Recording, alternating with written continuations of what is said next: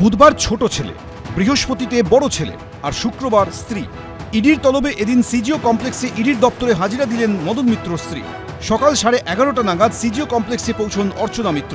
বেরোন বিকেল 5:15 নাগাদ। ঢোকা বা বেরোনোর সময় ক্যামেরার সামনে মুখ খুলতে চাননি তিনি। ইডি সূত্রে দাবি, পুরনিয়োগ দুর্নীতির তদন্তে বিধায়ক পত্নীর বিভিন্ন অ্যাকাউন্টের লেনদেন ও আয়কর রিটার্ন ফাইল নিয়ে আসতে বলা হয়। 14 জুলাই মদন মিত্র স্ত্রী এবং 2 ছেলেকে ইডি নোটিশ পাঠায়।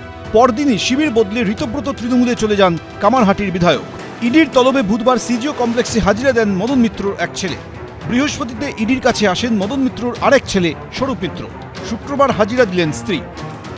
আমার বলেছে আমি নাকি বেআইনি চাকরি দিয়েছি পৌরসভায়।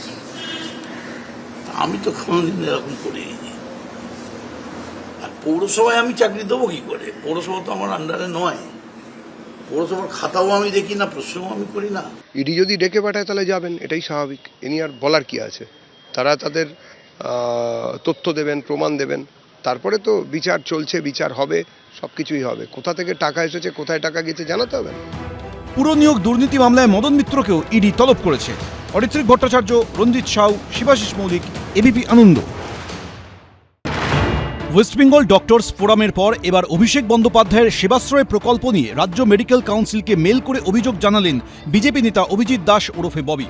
কদিন আগেই সেবাশ্রয়ের সঙ্গে জড়িত চিকিৎসকদের বিরুদ্ধে শাস্তিমূলক ব্যবস্থা নেওয়ার দাবি করে মেল করেছিল ওয়েস্ট বেঙ্গল ডক্টরস ফোরাম।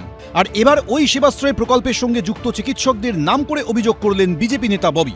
তাতে বেআইনিভাবে ইউএসজি করা, অযোগ্য কর্মীদের দিয়ে চিকিৎসা করানো, ওষুধের গুণগত মান নিয়ে প্রশ্ন তোলার পাশাপাশি রোগী নিরাপত্তা সহ একাধিক অভিযোগ করা হয়েছে।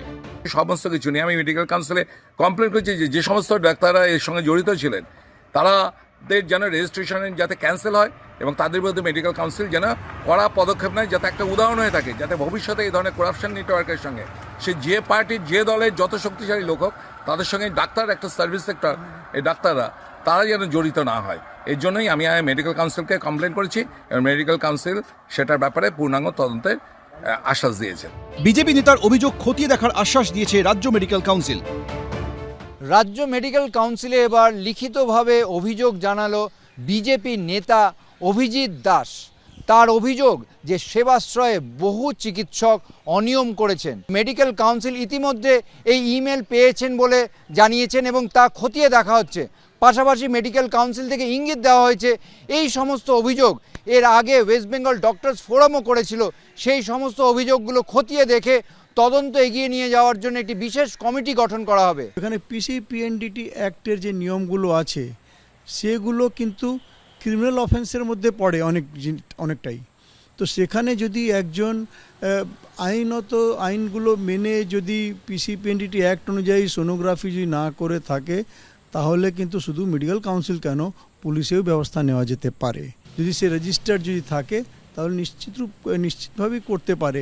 যদি রেজিস্টার্ড না থাকে, সেই মেশিনটা যদি সেই নির্দিষ্ট জায়গাতে রেজিস্টার্ড না থাকে, সেই প্লেসটা যদি সোনোগ্রাফির জন্য রেজিস্টার্ড না থাকে, আর সেই রকম যদি পরিস্থিতি যদি কোনো ডাক্তার যদি সোনোগ্রাফি করে থাকে আর এই অভিযোগ যদি প্রমাণিত হয় তাহলে কিন্তু শাস্তিমূলক ব্যবস্থা নেওয়া সম্ভব। কোনো চিকিৎসকের বিরুদ্ধে নির্দিষ্ট করে অভিযোগ থাকলে ওয়েস্ট বেঙ্গল ডক্টরস ফোরামকে তা জানাতে বলেছে রাজ্য medical council. Jhilam Koranjai, ABP Ananda, Kolkata. ABP Ananda, এগিয়ে থাকে, এগিয়ে রাখে।